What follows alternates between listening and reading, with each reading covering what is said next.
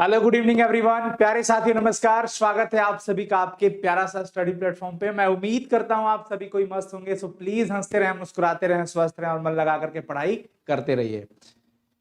प्यारे बच्चों, कैसे हैं आप सभी कोई? आज फाइनली हम आपके सामने लेकर के उपस्थित हो चुके हैं हिंदी व्याकरण का जबरदस्त क्लास, जिसमें आप आज उपसर्ग और प्रत्यय कंप्लीट कर लेंगे। जी हाँ, इससे पहले हमने समास का सेशन करवाया था, इससे पहले और भी व्याकरण की क्लासेस हुई है। प्लेलिस्ट में जाकर के चेक करें, और अगर क्रमबद्ध तरीके से देखना चाहते हैं तो अनुशर हिंदी यूट्यूब चैनल पे जो हिंदी ग्रामर की प्लेलिस्ट बनी है, आप उसे जरूर देखें। वो बेहतर तरीके से आप अच्छे से समझ पाओगे। ओके बच्चों,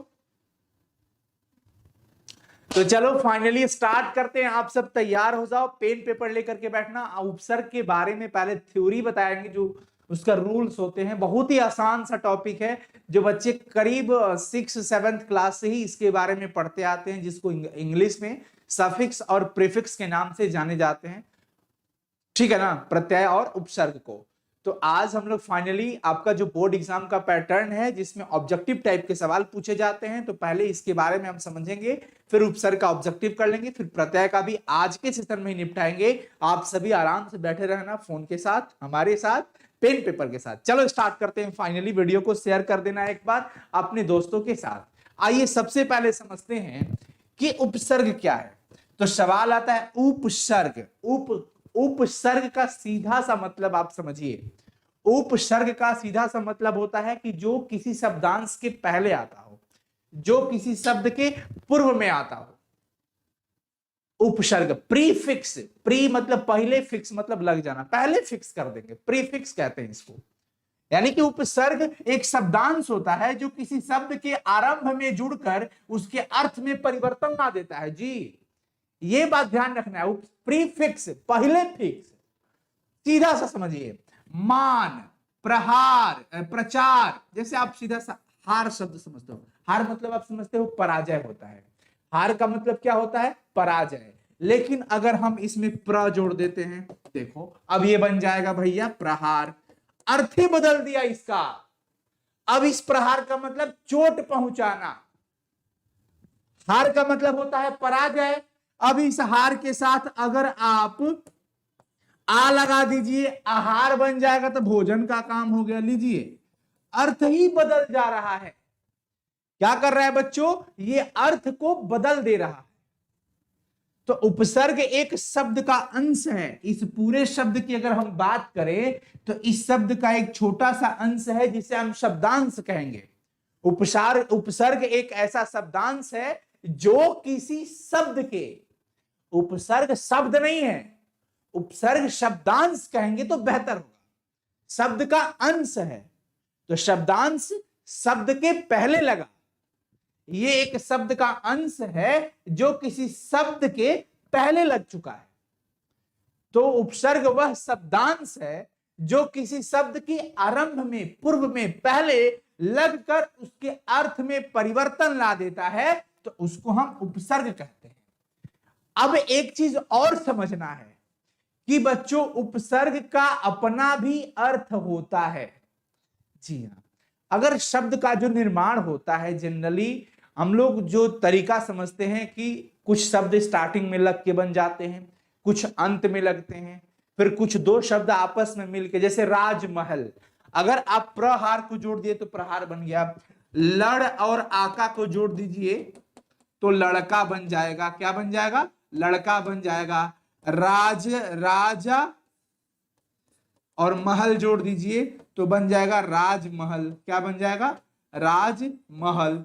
फिर उसके बाद आप विद्या धन आलय जोड़ दीजिए तो क्या बन जाएगा? विद्यालय बन जाएगा। क्या बन जाएगा? विद्यालय। तो एक देखो, पूर्ण शब्द बनने के जो हम 4 तरीके देख, उसके बाद कुछ ऐसे भी शब्द है, जैसे गांव और गांव दोनों को जोड़ दिया, गांव गांव, तो ये हो गया गांव गांव। ये क्या हो गया? गांव गांव। तो यहां पर यह समझना है कि जो हम एक शब्द बना रहे हैं, तो कुछ शब्द स्टार्टिंग में, जैसे हम इसको यहां पे भी लिख रहे हैं कि प्र और हार जोड़ करके हमने प्रहार बना लिया। ठीक है, तो अब आप तरीका समझिए कि कैसे शब्दों के निर्माण हुए हैं। हम देख रहे हैं कि कुछ इसके पहले आकर के लगा, तो यहां पर ये क्या कहला गया? उपसर्ग की कहानी हो गई। किसकी कहानी हो गई? ये उपसर्ग का खेल हो गया। लड़ में आका जोड़ दिया, लड़ में आका जोड़ दिया तो ये लड़का बन गया। यहां पर जो आका जुड़ गया ये प्रत्यय का खेल हो गया। किसका खेल हो गया? प्रत्यय का खेल हो गया। उसके बाद अगर हम राजा और महल की बात करते हैं, जो हम पढ़ा चुके हैं आपको, जो कि समास का काम करता है। ये समास का मतलब क्या होता था? सम्मिलन, जो दोनों को मिला देता था। राजा और महल को फिर राजमहल कह दिया, तो यहां पर समास का खेल हो गया, ये समास कहला गया। उसके बाद आप देखिए यहां पर विद्या और आलय मिल गया, ये तो संधि हो गया ना, ये क्या हो गया? संधि का खेल हो गया। इसके बाद गांव और गांव, दो समान शब्द रिपीट हो रहा है तो इसको पुनरुक्ति कहते हैं, तो यहां पर ये पुनरुक्ति का खेल हो गया। पर आप एक चीज केयर करो कि जो शब्दों के निर्माण हो रहे हैं ना, वो फाइनली इतने तरीकों से हो रहा है। तो जो शब्दांश शुरू में आकर के लग रहा है तो वो उपसर्ग हो गया, और जो लास्ट में आकर के लगेगा प्रत्यय, प्रीफिक्स सफिक्स। ठीक है, केमिस्ट्री की भाषा में हम लोग इसको क्या पढ़ते थे? उपसर्ग को कहते थे पूर्व लग्न। आयुपेशी नामकरण में इसको पूर्व लग्न, हम इसको भी केमिस्ट्री से जोड़ दिए। और जो लास्ट में लिखते थे सफिक्स, उसको हम लिखते थे बच्चों अनुलग्न, जो पीछे लगता था। ओके, तो यहां पर ये उपसर्ग हो गया और ये प्रत्यय होगा। अब सवाल ये है, उपसर्ग जो होता है शब्द निर्माण में बड़ा ही सहायक होता है, या उपसर्ग जो होता है बच्चों शब्दों के निर्माण में बहुत उपयोगी होता है, बहुत ही सहायक होता है। एक ही मूल शब्द विभिन्न उपसर्गों के योग से अलग अलग अर्थ बताता है। देखिए, अब हार शब्द के बारे में जो मैंने आपसे बताया, आप देख पा रहे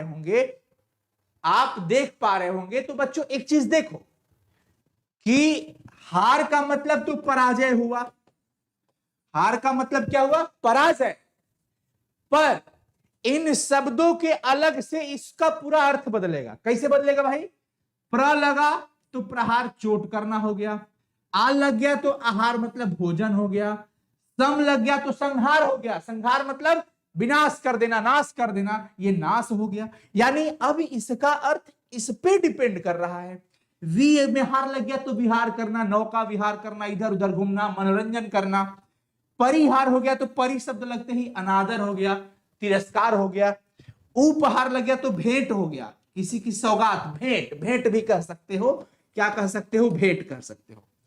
उसके बाद उतहार हो गया तो उद्धार, उत धनहार, उद्धार हो गया यानी मोक्ष और मुक्ति। भैया एक ही शब्द के साथ उपसर्ग अलग अलग अर्थ दे रहा है, बड़ा कमाल का है ये तो।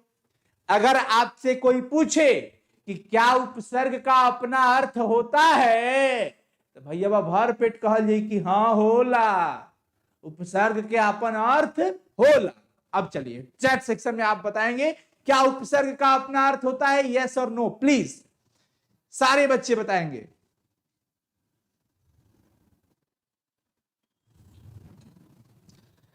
प्यारे बच्चों जल्दी से बताओ, फटाफट से बताओ कि क्या उपसर्ग का अपना कोई अर्थ होता है? तो यस, वेरी गुड, होता है अपना अर्थ। आप देख रहे हो डिफरेंट डिफरेंट यहां पे मीनिंग निकल रहा है ना, कह रहा है ना कि एक ही मूल शब्द, ये अपना मूल शब्द है, ये अपना मूल शब्द हो गया, और इस मूल शब्द में विभिन्न उपसर्ग, अलग अलग प्रकार के उपसर्ग लगे और ये अलग अलग अर्थ दिया। आगे देखिए, हिंदी भाषा में 3 प्रकार के उपसर्गों का प्रयोग होता है। एक संस्कृत की उपसर्ग, एक हिंदी का अपना उपसर्ग और एक विदेशज उपसर्ग। कुल संख्या आप देख पा रहे हैं 22, 10 और 12। यहां पर कुछ उपसर्ग आप देख सकते हैं हिंदी का, जो अ और अन लगा होता है, जिसका अपना अर्थ होता है अभाव, निषेध। दुनिया भर के शब्द देख सकते हो, अनपढ़। अब भैया अपन खोपड़िया कह दिया का कि कोई भी शब्द में उपसर्ग चुनना है तो हम शुरू में देखेंगे, मूल शब्द को छोड़कर जो शब्द शुरू में बचेगा वही उपसर्ग होगा। मूल शब्द को छोड़कर जो शब्द शुरू में बचेगा वही भैया उपसर्ग होगा। बस यही बात ध्यान में रखना पड़ेगा, यही बात ध्यान में रखना पड़ेगा। अछूता में छूता, अछूता, अछूता, तो छूता शब्द को छोड़ दिया अ। अचेत, चेत को छोड़ दिया अ। अनमोल, अनमोल में अन लग गया, मोल को, मोल मतलब महत्व, अनमोल, अन शब्द हो गया। मूल शब्द को छोड़ देना है भाई, यही ट्रिक है इसका, कि मूल शब्द को छोड़ करके प्रारंभिक शब्द को पकड़ना है और वही आपका उपसर्ग होगा। अनपढ़, अनगढ़, अपढ़, जिसका अर्थ होता है अभाव या निषेध, नकारात्मकता। क या कु, कपूत, कपूत समझे हो, एक होता है सपूत और एक कपूत, माने बेकार पुत्र के कपूत कहल जाला, जो उनकी नालायक हो जाता है। अध, आधा, अधपका, अधमरा, अध कचरा, इसमें अध उपसर्ग अध है। ठीक है, समझ पा रहे हैं ना? चलिए, तो मुझे उम्मीद है आप देख पा रहे होंगे पूरा।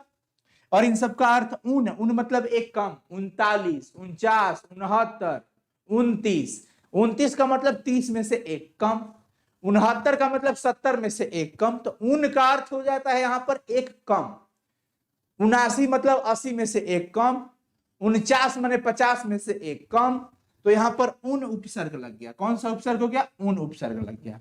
भर मतलब पूरा, भर पेट, यानी कि पेट भर। आज तक भर पेट है भैया मिलल है, पुलाव धके खींच देनी है नो, मतलब पूरा भर पेट, तो इसमें भर उपसर्ग हो गया। भरपूर, भर उपसर्ग हो गया। भरसक, भर उपसर्ग हो गया। निडर, निकम्मा, निठुर, निहत्था, इसमें नी उपसर्ग हो गया। तो मुझे उम्मीद है आप देख करके ये अच्छे से कर पाएंगे। आइए, अब हमारा सवाल आपका जवाब, लगातार ऑब्जेक्टिव सेशन यहां से स्टार्ट हो रहा है और आप सभी को ही बताइएगा। ओके, स्टार्ट करें बच्चों।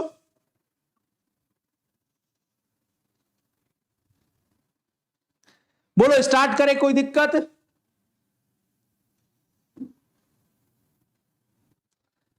सवाल आपके सामने, अनचाहा में कौन सा उपसर्ग है? अनचाहा में कौन सा उपसर्ग है? देखो फटाफट से।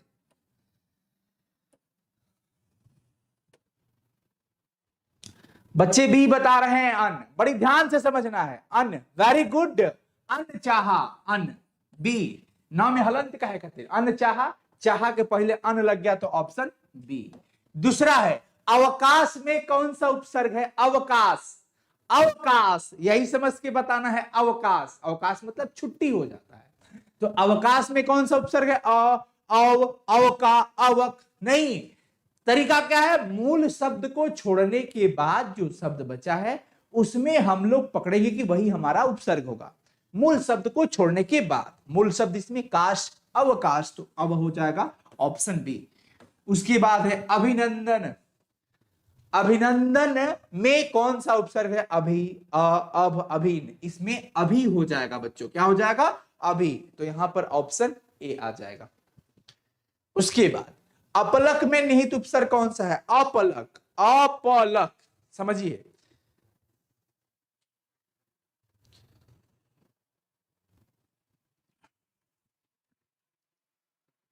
अभिनंदन का अभिनंदन है।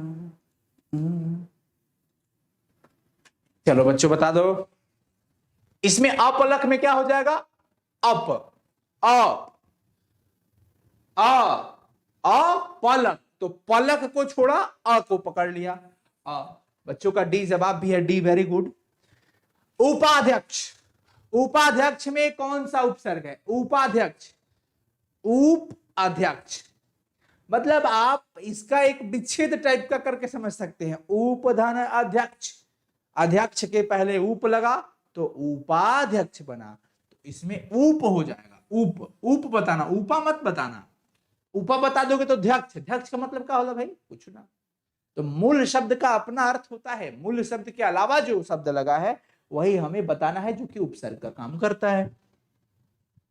प्रति उपकार में आप देखिए, प्रति धन उपकार, तो ये बन जाता है प्रति उपकार। तो देखिए, उपकार के पहले ये हमारा मूल शब्द हो गया, पर इसके पहले कौन लगा? प्रति, तो ये प्रति हमारा इसमें उपसर्ग हो जाएगा। अगला है कि अध्यक्ष में कौन सा? ये तो हमने अध्यक्ष, अधिधन अक्ष, अधिधन अक्ष, तो मूल शब्द अक्ष और इसमें अधि लग गया, तो अधि यहां पे ये हो जाए। ठीक है, आगे बढ़े। आगे स्वागतम में क्या? स्वागत है। स्वागत में क्या होता है बच्चों? सुधन आगत, सुधन आगत, स्वागत होता है। मूल शब्द आगत हो गया और इसमें सु लग गया, तो यहां पर अपना सु। और जो मैं ये पढ़ा रहा हूं ना, मतलब आपके साथ जो डिस्कशन हो रहा है, इसको जरूर आप दिमाग में रखिएगा। एज इट इज ये क्वेश्चन भी बोर्ड एग्जाम में आ जाता है। संकल्प में कौन सा उपसर्ग है? समधन कल्प। संकल्प की बात है, समधन कल्प, समधन कल्प, तब अनुस्वार बन जाता है सम, सम सम सम, ये आधा माँ वाला सम, समधन कल्प, संकल्प। तो यहां पे सम उपसर्ग आ जाएगा, ऑप्शन सी। 10 नंबर है पुरोहित। पुरोहित में कौन सा उपसर्ग है? पूरा धनहित। पुरोहित की बात हम करें तो इसमें पूरा आएगा, लेकिन ये पूरा नहीं आएगा, पूरा हो जाएगा, पूरा। मनः धन रंजन मनोरंजन, सॉरी, मनः धन रंजन मनोरंजन, तो पूरा धन ही तो पुरोहित, पूरा होगा इसमें, सॉरी, ऑप्शन डी हो जाएगा, पूरा नहीं कहना, क्योंकि जैसे मनः प्लस रंजन मनोरंजन, ओ नो, वैसे ही पूरा धन ही तो पुरो, ओ पुरोहित, तो यहां पर पूरा। संस्कार, शम धन कार संस्कार, शम धन कार संस्कार, तो शम उपसर्ग हो जाएगा इसमें। इसमें कौन सा उपसर्ग आ जाएगा भाई? सम उपसर्ग। यहां पर देखो ऑप्शन बी हो जाएगा। विज्ञान में कौन सा उपसर्ग है? ज्ञान, वी प्लस ज्ञान, विज्ञान, तो उपसर्ग तो एक शब्दांश है जो शुरू में होता है, तो वी हो जाएगा इसमें, ऑप्शन सी। अगला हम बात करते हैं कि किस शब्द में उपसर्ग का प्रयोग हुआ है। आहा, ऐसे भी सवाल पूछे जा सकते हैं कि किस शब्द में उपसर्ग का प्रयोग हुआ है। उपकार में हुआ है, उप है, लाभदायक है, पढ़ाई है, अपनापन है। अब किसमें है जिसमें उपसर्ग नहीं है, ये बताना है आपको।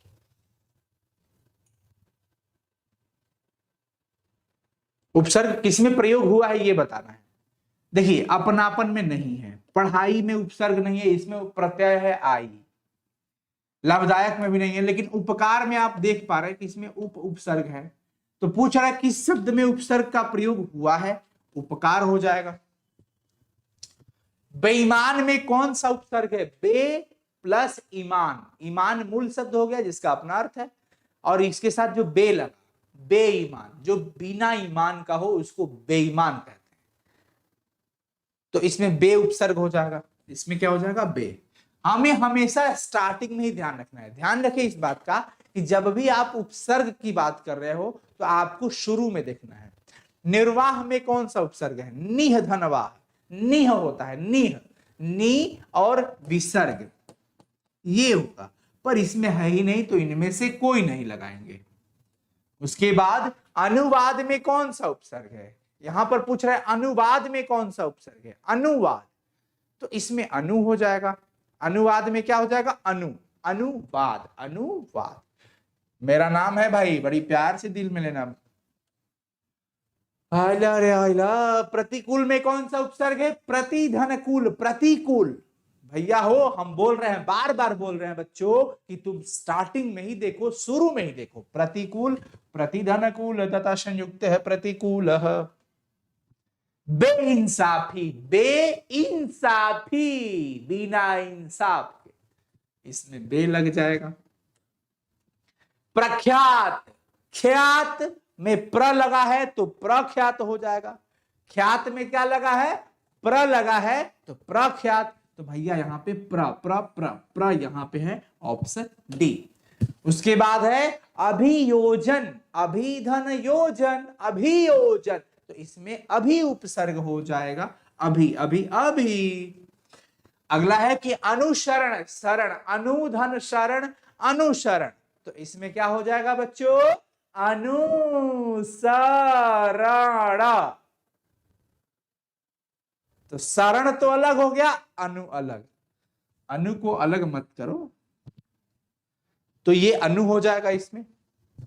अंतरराष्ट्रीय में कौन सा उपसर्ग है? अंतःधन राष्ट्रीय, अंतःधन राष्ट्रीय, तब अंतरराष्ट्रीय बनता है, तो अंतरराष्ट्रीय में अंतः, अंतः, अंतः 22 का ए।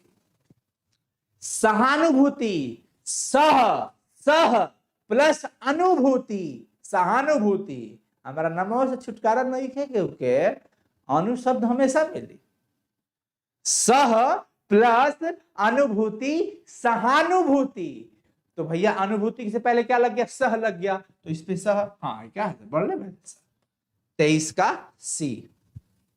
प्राग ऐतिहासिक, प्राक, प्राक अब तब होता है बच्चों ऐतिहासिक,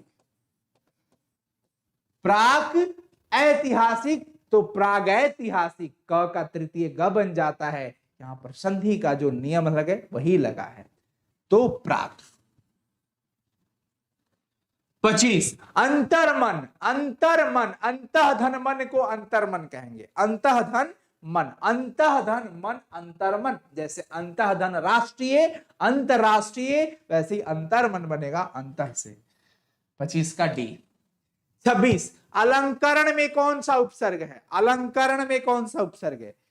बच्चे एक बार सभी को शेयर कर देंगे ताकि इतने जो बच्चे हैं वो और आगे बढ़ जाएंगे। फटाफट से बच्चों एक बार शेयर कर दो सब दोस्तों, जोड़ लगा दो यार।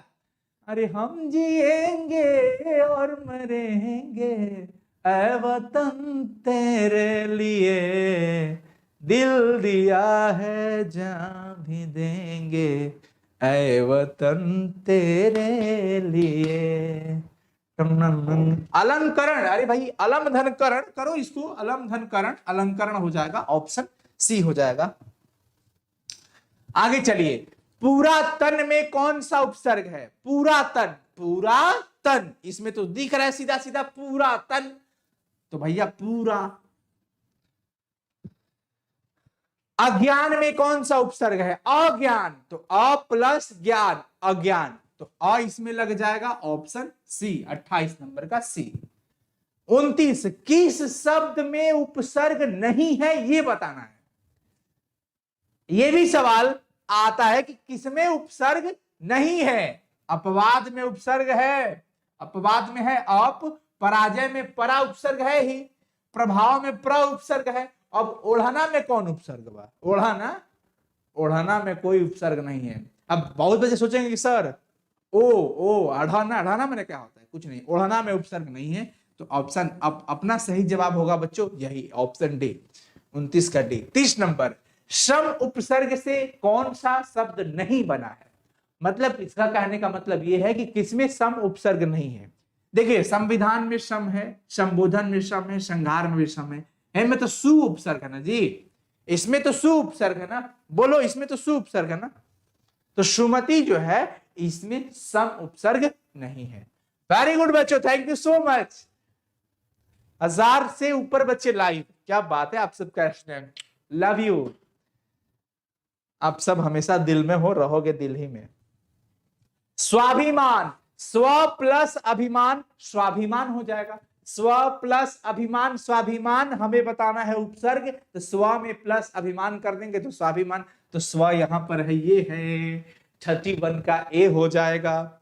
अगला है अतिक्रमण, अति धन क्रमण, अतिक्रमण, तो इसमें अति उपसर्ग हो जाएगा अति, ऑप्शन सी। अगला सवाल, सुगंध में कौन सा उपसर्ग है, सु प्लस गंध, सुगंध, देखो सु प्लस गंध सुगंध हो जाएगा। उसके बाद अभिव्यक्त शब्द में कौन सा उपसर्ग है, अभिव्यक्त, अभि प्लस व्यक्त, अभिव्यक्त, अभि प्लस व्यक्त, तो अभी हो जाएगा इसमें। हर्षई दीर्घई का ध्यान रखना है। अवचेतन, अवचेतन में अव उपसर्ग है, अवचेतन में कौन सा उपसर्ग है बच्चों, अव। चलिए आगे बढ़े, आगे देखिए, अपहरण में अप उपसर्ग है, अपहरण में अप। उद्भव, उद्भव में उद, उद्भव, उद्भव में कौन सा है, उद, उद, यहां पर। उत्तीर्ण, उत्तीर्ण, उत, उत, उत, उत्तीर्ण, उत्तर, तहलंत वाला। भरपेट में भर, बताया सभी, भरपेट में भर उपसर्ग है।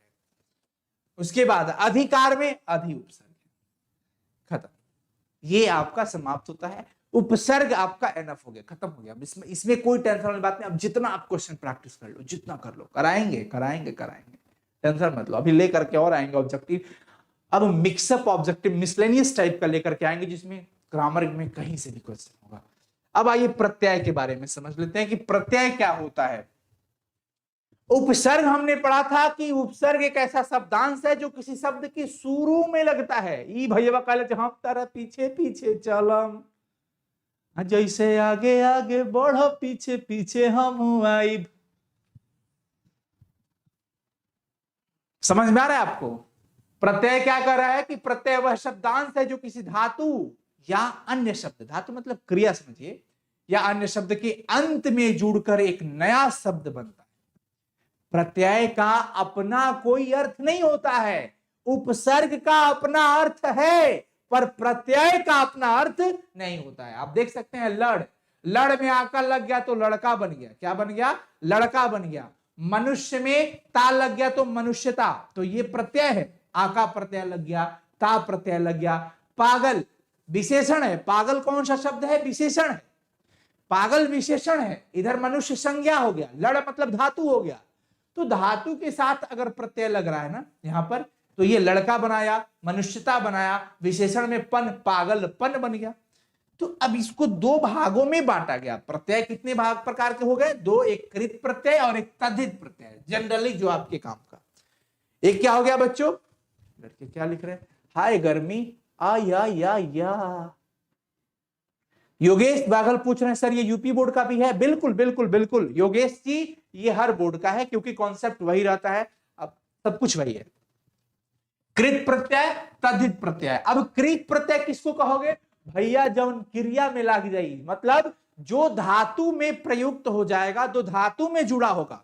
जैसे हम ये अभी हमने शुरू में देखा, लड़ धातु है, लड़ना, पढ़ना, हंसना, खेलना, कूदना, भागना, दौड़ना, ये सब वर्ब जिसको हम समझते हैं वो धातु हो गया। अब जो धातु में जुड़ेगा उसको हम कृत प्रत्यय कहेंगे। जैसे आप देखो लड़, लड़ में आका लग गया तो लड़का बन गया। क्या बन गया? लड़का।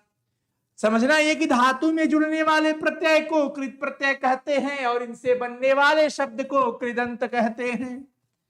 जिसमें ये जुड़ेगा उसको कृदंत कहेंगे। जैसे लड़ में आका जुड़ गया तो लड़का। अब पूछेगा लड़का में कौन सा प्रत्यय? तो आका प्रत्यय। लेकिन लड़का क्या कहलाएगा? कृदंत कहलाएगा। क्या कहलाएगा?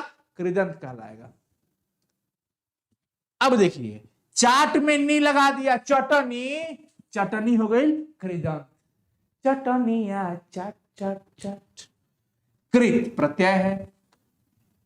वैसे यहां पर आप देख सकते हैं उड़ मतलब उड़ना जो होता है, अंकु लगा दिया, अंकु प्रत्यय है तो बन गया भैया उड़ंकु। उड़ंकु कृदंत है। उड़ंकु क्या है? कृदंत। इसका मतलब है जो उड़ता हो उसको उड़ंकु कहेंगे। भूल में कौन सा प्रत्यय है भैया? यहां पर सॉरी भूल में नहीं, भूलक्कड़ में। भूलक्कड़ में कौन सा प्रत्यय है? अक्कड़ प्रत्यय लग गया तो भूलक्कड़ बन गया, जो भूलता है। उसी प्रकार से खा में आऊ लगा दिया, खाऊ। खाऊ में कौन सा प्रत्यय है? आऊ, आऊ। उसी प्रकार से आप देख सकते हैं स्मृति, स्मृति में अन्य जुड़ गया तो स्मरणीय बन गया। अब आपसे सवाल पूछेगा स्मरणीय में कौन सा प्रत्यय लगा हुआ है, तो बताना कि इसमें अनीय प्रत्यय लगा हुआ है, जिसे याद किया जाए, जिसे स्मरण किया जाए। ठीक है। उसके बाद खेल, खेल ये सब क्या आप देख रहे हो? ये सब धातु है, क्रिया जिसको हम लोग समझते हैं हिंदी में, है ना। वही चीज है, खेल में औना लग गया तो खिलौना। अब आपसे सवाल पूछेगा खिलौना में कौन सा प्रत्यय है? खिलौना में कौन सा प्रत्यय है? तो भाई खिलौना में तो औना प्रत्यय लगा हुआ है। ये क्या है? प्रत्यय है जिसे खेला जाए। सुंघनी, सूंघ में नी लगा दिया, सूंघ में नी लगा दिया हो, सुंघनी बन गया। पिंच ऑफ स्नफ, एक चुटकी सुंघनी। तो सुंघनी में नी प्रत्यय है जिसे सूंघा जाए।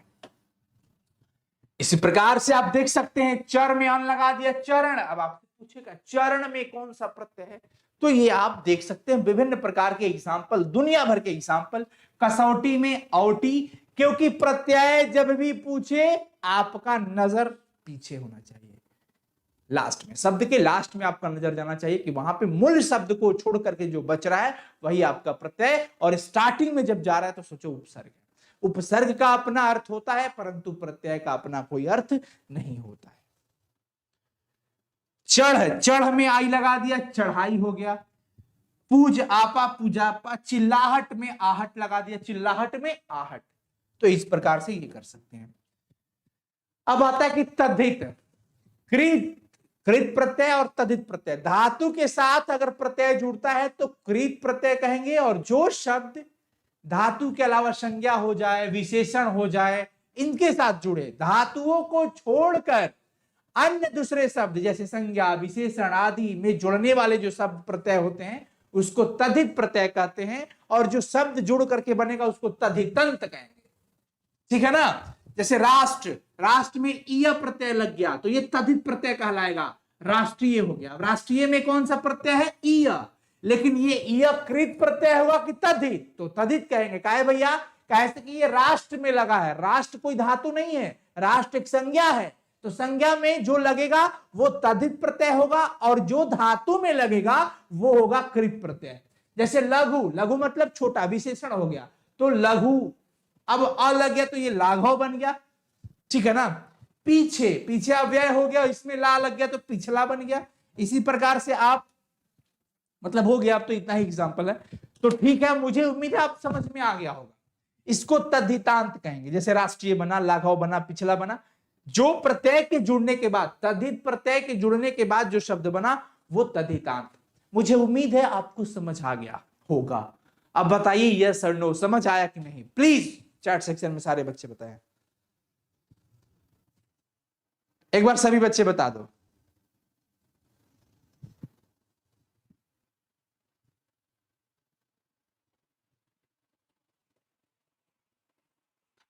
अब आपने एग्जाम्पल भी काफी देखा, इसका ऑब्जेक्टिव हालांकि इसमें तैयार नहीं हो पाया है आज, तो फिर लेके आएंगे ना प्रैक्टिस सेशन, इसका एक ऑब्जेक्टिव अलग से लेके चले आएंगे ना। यस, क्या बात है, बच्चों को समझ में आ गया, बहुत बढ़िया। तो बच्चों अब ये सेशन समाप्त होता है, बस इतना ही है इसमें,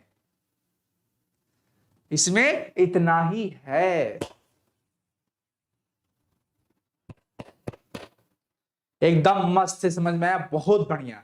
चलिए फिर मिलते हैं अगली क्लास में, सारे वीडियो देखते रहना, और बता दूं कि बहुत जल्द फिर केमिस्ट्री का धाकड़ सेशन लेकर के आ रहा हूं, जिसमें वही बात होगी जो परीक्षा से रिलेटेड क्वेश्चन होगा। आपका जो तलाश रहता है कि कोई ऐसा क्वेश्चन मिले, बाकी आप थ्योरी वगैरह तो जहां पढ़ाई कर रहे हैं पढ़ ही रहे हैं, लेकिन इस YouTube चैनल के माध्यम से आपको विराट विराट धाकड़ धाकड़ सेशन मिलते रहेंगे। तो आप धाकड़ हैं, आप अपनी पढ़ाई में धाकड़ता लाइए, खूब मेहनत करिए, रंग लाइए, प्रतिदिन प्रति समय जो आपका जो समय है उस सारणी के हिसाब से पढ़ाई करते रहिए। चलो बच्चों फिर मिलते हैं अगले क्लास में, तब तक के लिए बहुत शुक्रिया। हंसते रहिए, मुस्कुराते रहिए, स्वस्थ रहिए और मन लगा करके पढ़ाई करते रहिए। माता पिता बड़ों का आदर करिए, संस्कारी बनिए, अनुशासित बनिए, लगातार अपनी मेहनत के थ्रू, मेहनत के बदौलत मंजिल की ओर कदम को आगे बढ़ाए रहिए। खूब आगे बढ़िएगा, तरक्की करिएगा। जितना ज्यादा आपके अंदर संस्कार भरेगा, अनुशासन रहेगा, आप उतना ही तेजी से आगे बढ़ेंगे, आपके कदमों में स्पीड आएगा। लाख कोशिशें होंगी आपको भटकाने की, पर मैं जानता हूं आप वो दशरथ मांझी की तरह हैं जिसने पत्थर को, पहाड़ों को तोड़कर रास्ता बनाया था। आप वैसे ही इन भटकाने वालों को तोड़कर, कांटों को, रास्ते में आने वाले कांटों को तोड़कर आप भी अपने मंजिल की ओर जाएंगे। निश्चय ही आप जाएंगे। आप अपने माता पिता के वो संतान हैं जो अपने माता पिता के लिए कुछ भी करने को तैयार हैं। मुझे ये उम्मीद है कि आपका लाइफ आपके माता पिता ही नहीं, उनके साथ साथ आपके आसपास के लोग, गांव, समाज, राज्य, राष्ट्र निर्माण में सहयोगी होगा। आप जरूर मेहनत करिए बच्चों। All the very best, thank you so much, love you. Share करिएगा वीडियो को, और इस सेशन पे कमेंट जरूर करिएगा कि आज का ये सेशन कैसा रहा। लगातार इस तरीके के सेशन आते रहेंगे आपके सामने, आप जरूर जुड़े रहिएगा। खूब मन लगा करके पढ़ाई करिए, वीडियो को शेयर करते रहिए, अपना आशीर्वाद स्नेह बनाए रखिए। ऑल द वेरी बेस्ट, जय हिंद बच्चों, thank you so much, bye, good night everyone.